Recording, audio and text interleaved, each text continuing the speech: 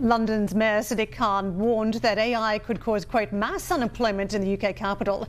In his annual speech at Mansion House, the Mayor urged people to use AI as a tool for good rather than an accelerator of inequality. Khan's warning comes after a poll conducted by his office in November, finding that 56% of Londoners expect AI to affect their job within the next year. Ravin Jesuthasan joins us, Senior Partner and Global Transformation Leaders at Mercer. Thank you so much for joining us today. I was just musing as I was looking into the interview with you that it wasn't so long ago when we were talking about the future of work that we were talking about another huge shift, and that was from hybrid work from home after the COVID era and whether it would stick around. Now we're talking about another monumental force with AI. How large are the consequences going to be? Oh, I think the consequences are going to be enormous. We've just done a study of 12,000 executives and investors, and the expectations are absolutely outsized. Now, I'll correlate that with the progress has been sort of relatively mediocre, right? We've seen that companies who've invested in AI have gotten about 95% of them haven't really seen a return. But I think we're starting to see that turn, and investors are expecting that. So 97% of investors saying that they expect companies to move towards skill-based models that bring the entire workforce along rather than dislocating significant populations. I want to get to that dislocation, though, because by numbers, we've seen it in various different reports. I mean, yesterday or recent days, it was Ericsson, 1,200 jobs. I think about Ericsson, a company I've spoken to a lot over the years. They are a tech-first company. You add up the numbers from the tech world, and estimates are up to even 250,000 tech jobs lost in the past year. Yeah. That's just not entry-level jobs. We're talking about very skilled workforces being disrupted. So how do people need to think about having the skills of the future so that they are positioned well? Yeah, without commenting on Ericsson specifically, I do think the tech sector is at the bleeding edge of this because they are being the first ones they're developing and deploying the tools first. I do think more broadly, though, we've seen this this mindset of, sort of spraying and praying, if you will, right, with the tech, and that hasn't resulted in a return. But the companies who are stepping back and saying, excuse me, we're going to actually start with the work, start with redesigning the work around those capabilities, and they're better able to see where does the tech substitute what my employees are doing today, where does it augment their skills, and where does it actually create demand for new skills. And that, I think, is where the pivot's starting to happen. We had the CEO of One Advance on yesterday talking about the adoption of AI in the workplace, investment in digitization. And he said that while investment in AI accelerates, workforce readiness lags, creating a bottleneck in human-machine collaboration. Is that your sense too? Is that how you would describe one of the key bottlenecks here between investment and actually realizing the benefits of some of this AI spend? Yeah, you're absolutely right, Juliana. And in fact, that same survey I mentioned, we saw that half of all executives felt that their workforces had the skills that were required to be successful for what comes next. And that is a massive opportunity. What's even more terrifying is 97% of investors that we surveyed said they'd actively disinvest from companies that weren't actually upskilling and reskilling their workforces.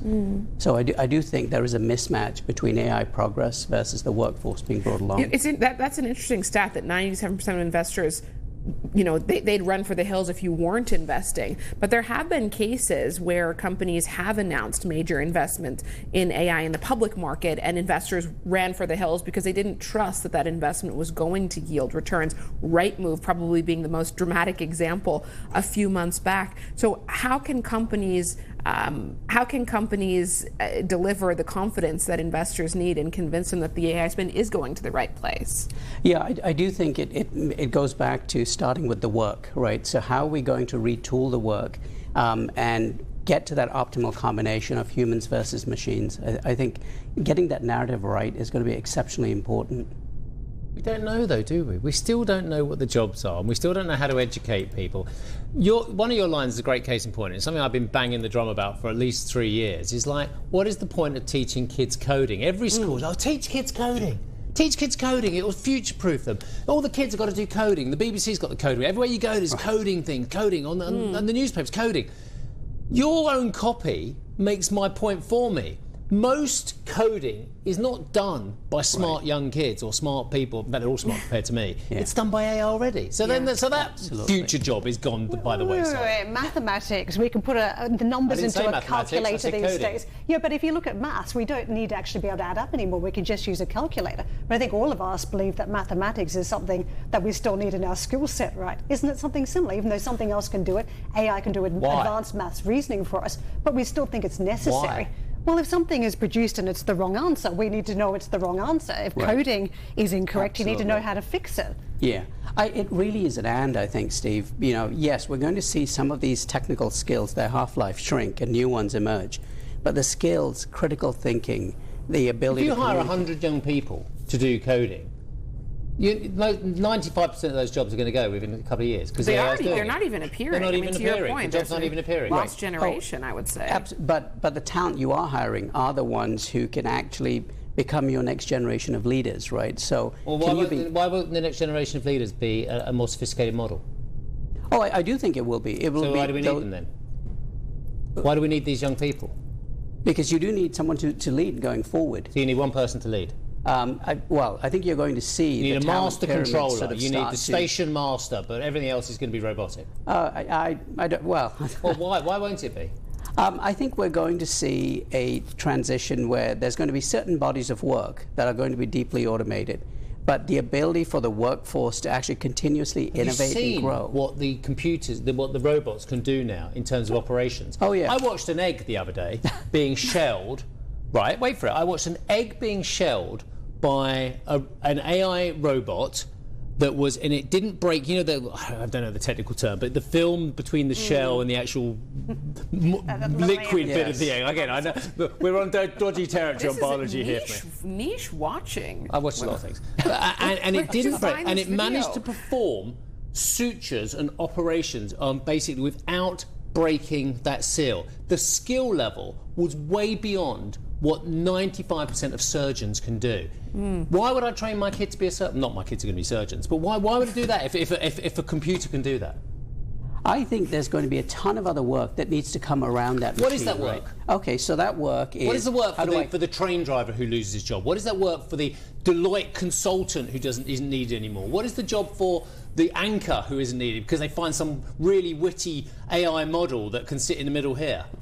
I'll come back to your robot, right? The work of calibrating that robot, the work of installing it, maintaining it, the work of actually designing it. Why can't I have a robot installing it and maintaining it? Well, because that work can't be done by a robot at this point. You know, who's designing it? Well, I've got to say, I've seen so many robots that are capable of great things. The next minute they're slumped in a corner, they're powered down. So who's going to replace the robot if the robot's not up to the job? So about resilience, the same story that you've had around energy transition, ensuring you have enough security of the past original product. And in this case, it's human workforces having enough security. If the robots don't work, the technology doesn't work, the humans can simply step in. Surely that's a conversation for the future.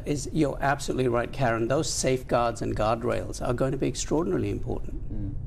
I think coming back to Steve's point about the coding graduates, and clearly this is a big story in the US, it's a big story in the UK as well, that recent college graduates who were sort of promised everything by a number of tech executives in Silicon Valley, you know, doing the circuits in the US to universities saying this is the most secure route you can possibly go down is to major in software engineering, computer engineering, coding, and now they're struggling to get jobs. And when you think about Chinese youth unemployment, they were told the same thing. Yeah, so what is the message to college graduates now about the best way to future-proof themselves? Because clearly what they've done so far at this point in time anyway is not working. Yeah, Julianne, I think the problem is the over-indexing to a single technical skill, right?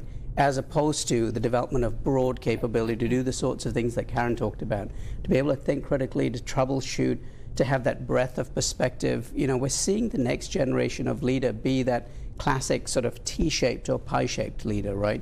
So someone who's deep in a couple of areas, but they've got breadth to solve the problems across multiple domains. And are we building that next generation of talent to do that, versus are we building a deep technical engineer who can't think beyond the remit of that particular job. Can I also point out that it's been an easier workforce for a lot of entry-level positions for the last decade plus. I mean, when I graduated, there were recessions. You actually saw countries that were allowed to have recessions, and that meant it was very difficult for people who didn't have a skill set, who never worked in the workforce, to get a job, even top graduates. So I think it's been a situation where back in the day you saw much more competitive graduates, desperate to get on the ladder, desperate to get the best jobs. And I think the new version of that is graduates today are seeing they need to be more competitive. They need to have the right skill set. So only the best will succeed. It's pretty much like what it used to be. Like it just hasn't been for many years because of the forces at play. Exactly. You're absolutely right. I mean, those of us who graduated in the late 80s and 90s remember what that economy was like and how competitive it was. There was no guarantee of a job, was there? Yep, absolutely. We haven't talked a lot today about quantum and how that could change the picture. We've had a number of brilliant quantum guests, especially in the UK. Obviously, they've leading research in the quantum field, but how is that going to change things as we look ahead to the next wave of AI? So not being a quantum expert myself, we have seen that for organizations who are planning for its deployment, the opportunity to sort of scale up from where we are today in terms of the application of AI into different domains is probably what we're going to see take off pretty significantly.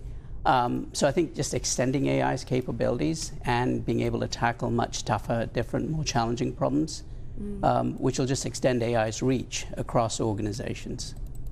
Ravin, thank you so much for joining us and for the lively discussion. You certainly sparked a lot of debate, which is exactly what we hope for, so thank you. Thank you. Ravin Jesuthasan, Senior Partner and Global Transformation Leaders